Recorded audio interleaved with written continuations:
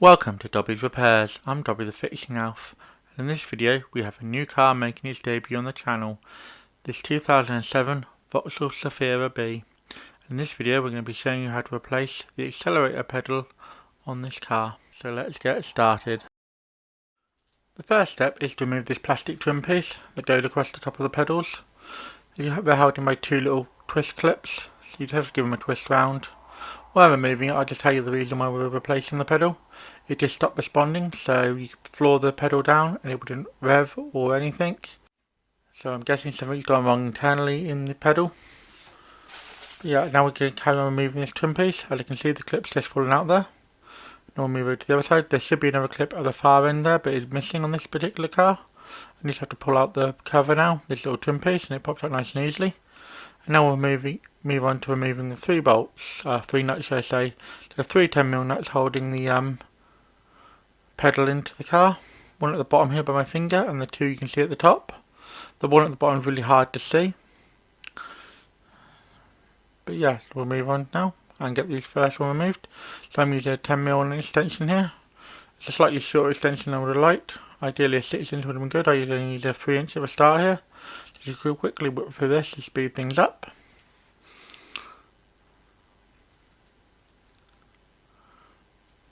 You can see that's out now. Or just about to come out. So just remove that last few threads by hand. Again, it's always best to do these sort of jobs by hand. It's a bit more easy to get access and stuff. So that one's out. Now I'm going to start to remove the top two. Again, they're both 10mm.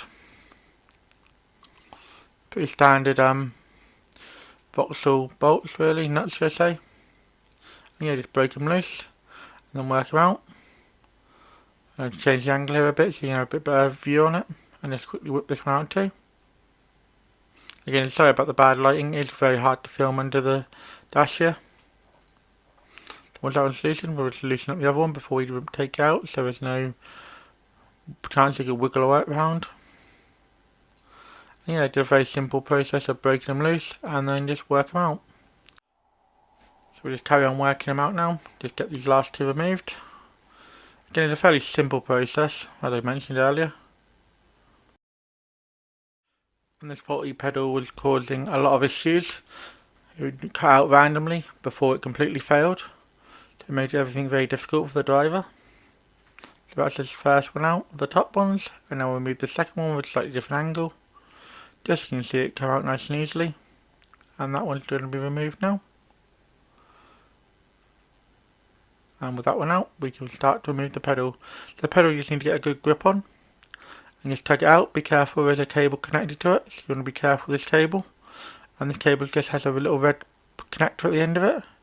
All we need to do is just grab that and slide it out. It can be a bit stiff sometimes, you may need to use a screwdriver. Just be careful and wiggle it out and it will pop itself off.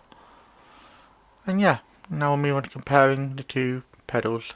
So we went for a second hand pedal here just for price and affordability. So there's the old pedal I'm twiddling around now. And here's the new one. They look exactly the same, we have the same part number and everything's identical, so that's good. And yeah, we'll get this one back in now. It's quite a simple process to put it back in. So we just need to reconnect the connector. Luckily with these sliding connectors they go quite easily. Just line it up with the top and then squeeze it in and it will slide down and pop itself on nice and easily. And we'll position the pedal back in place. You may need to use both hands for this to get it in place. So as you can see, I'm lining it up with the three studs that were left over from the removal of the other one. And just quickly slide it on. And then we'll get our three 10mm bolts back on. Again, they can be a bit fiddly. I would recommend using a 6-inch extension. That would make this nice and easy. One with a bit of nailing on so you have a bit of grip just to start the threads on the studs and the bolts. And nuts, should I say, so you get them nice and threaded. You always want to start all your nuts by hand. Always the best way. Stop sending cross threading, because having a cross threaded nut under here will be very difficult. Yeah, just keep working them back on. And now we'll just quickly whip the last two back on and tighten these top two down. I like to tighten the top two first, just makes it easier, and then we can tighten the bottom one. As you can see, my light just died there, so I have to change to a slightly different light. Now you can see I've got a slightly longer extension, two 3-inch ones. Just give me a bit more length and a bit more ease of access to get this so I can swing the ratchet a bit easier. I'm using my little Sealy ratchet from my Advent series from last Christmas. It's quite a handy little ratchet. There will be a what's in my toolbox when it's soon. And yeah, just put this first one tight and tighten it down. Just need to get them snug, you don't need to overly tighten them. And then we'll move on to doing the second one. And just again, snug it down nice and tight, but not overly tight. You just get a good feel of when it's tight, and then we'll go put the last one in. This is the trickiest one. It's really hard to get the right angle on it, especially if you're on camera, but you move and just start it by hand as always, and then we'll tighten it down. Then run it in by hand as far as you can, and then we'll get the ratchet on it and just finishing the tightening process. Yeah, just nice and tight. As you can see, you sort of get a feel for it. It's quite simple really, and there are all three nuts tightened down, as you can see. Just try and get the angle right for you so you can see this bottom one. And there you can just see it at the bottom there. Now we just need to pop the plastic back in, so it's the same as we removed it. Put it in the far corner away from the door first. And yeah, just pop it in nice and easily. Make sure you double the tabs in, and then you just got to put the plastic twist tabs back in. Just push and twist them up, and they'll lock in place. That's how to replace the accelerator pedal on a 2007 Vauxhall Zafira B. If you found this video helpful, drop a like and subscribe if you're new.